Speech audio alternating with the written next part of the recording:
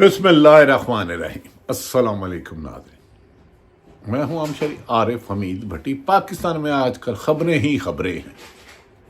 خبر تو ایک یہ بھی ہے کہ بھاگو بھاگو حکمران آپس میں لگے ہیں۔ حکومت کے اپنے ہی اتحادی نے انہیں چھوڑنے کی دھمکیاں دینا شروع کر دیا۔ خود مسلم لیگ نون کی کشتی میں سوار پرانے مسلم لیگ نون کو خدا حافظ کہنے کی سوچ رہے ہیں۔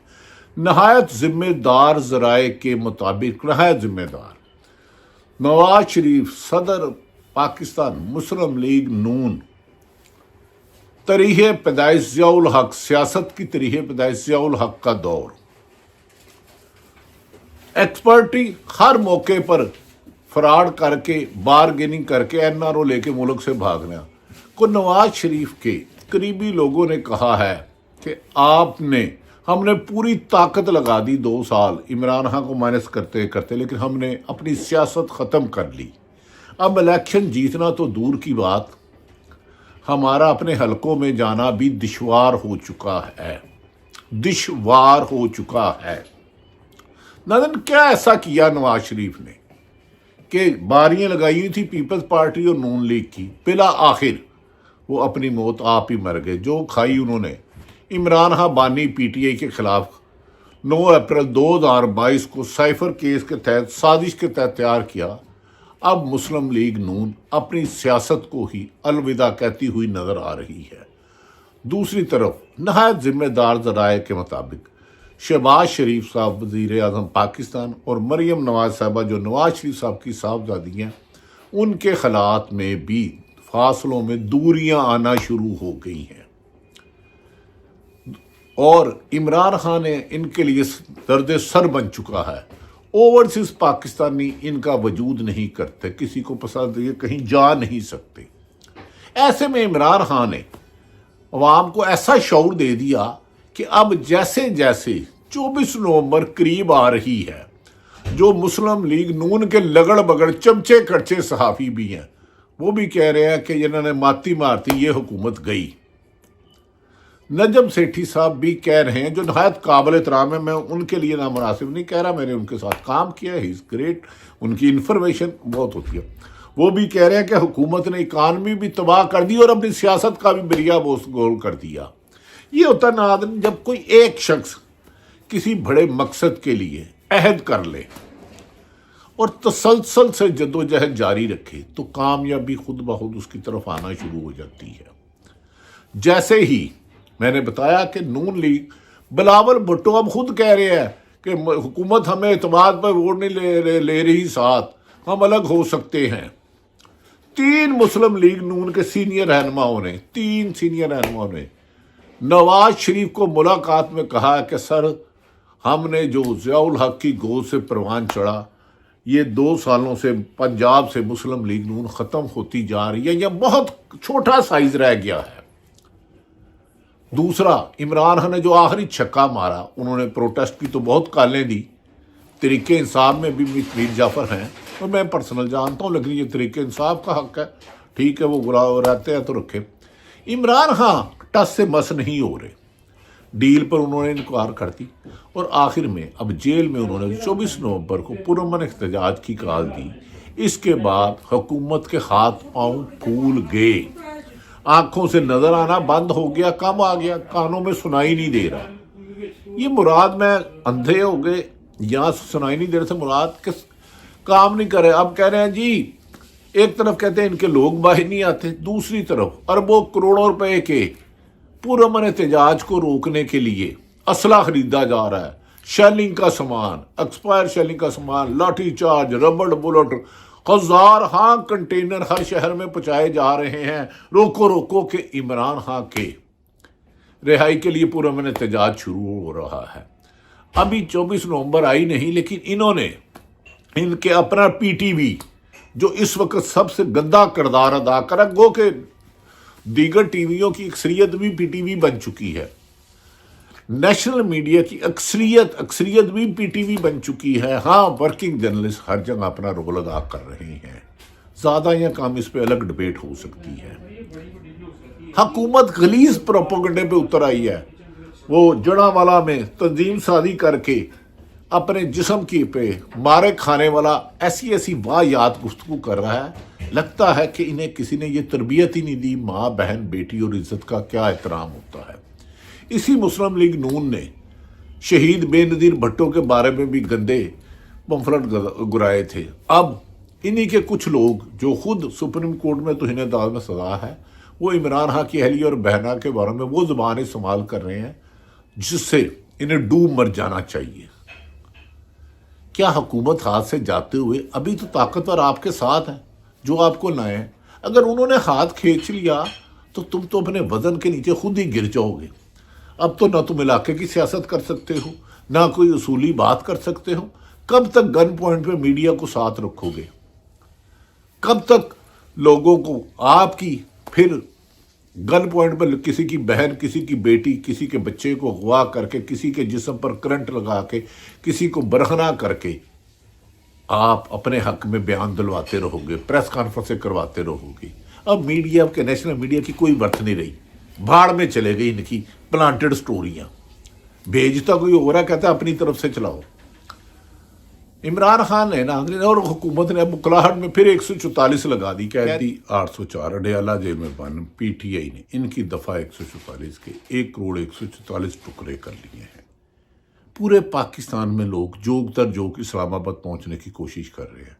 حکومت نے روکنے کے لیے اربوں روپے، کروڑوں روپے کا بجٹ رکھ لیا ہے۔ کنٹینرستان بنایا جا رہا ہے۔ ایک معصوم بچہ 12-13 سال کا عمران خان کی رہائی کے پمفلٹ لگا رہا تھا، جس بچے کے ہاتھ میں حکومت کا فرض تھا کتاب پکڑانا، قلم پکڑانا۔ وہ دنیاوی تعلیم لیتا یا دین کی، اس کے ہاتھوں میں ہتھکڑیاں لگا دی، اسے جیل دکھا دیا جسے اسکول اور کالج جانا چاہیے تھا۔ ادھر ایک 73 سالہ یاسمین راشد اندر، 90 سال کے لوگ گرفتار کر لیے۔ خود عمران خان 16 ماہ کے قریب جیل میں ہے۔ ادھر بجلی بند کر دی، پانی بند کر دیا،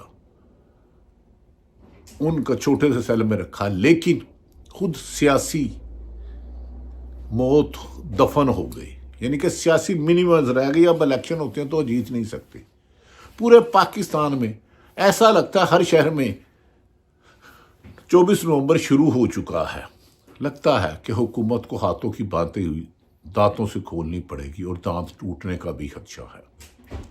فیصل واڈا میرے تو بہت پرانے دوست ہیں، تنقید بھی کرتے ہیں حکومت پہ۔ وہ کہہ رہے ہیں اگر یہ حکومت گئی تو کوئی اور نیا آ جائے گا۔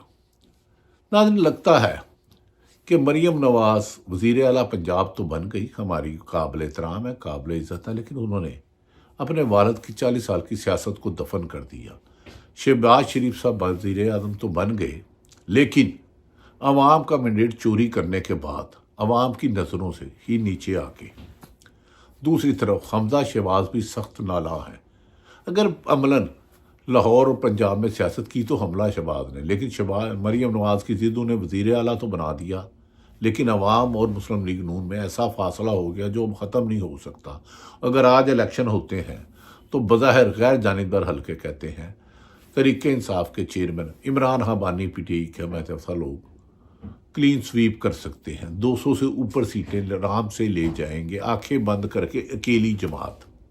اب فائز عیسیٰ بھی نہیں رہا، اور سلیکشن کمیشن کیا نام ہے، راجہ کی رانی یا رانی کا راجہ، یہ تو خیر عذرائے مذاق ہے۔ سلمان سکندر راجہ جو بھی ہے وہ بھی جا رہا ہے۔ اب کون ان کے لیے بے ایمانیاں کرے گا؟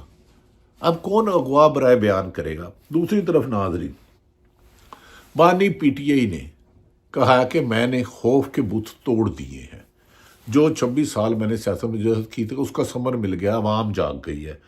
انہوں نے کہا غلامی کی زندگی سے عمران خان کا کہنا ہے کہ موت بہتر ہے۔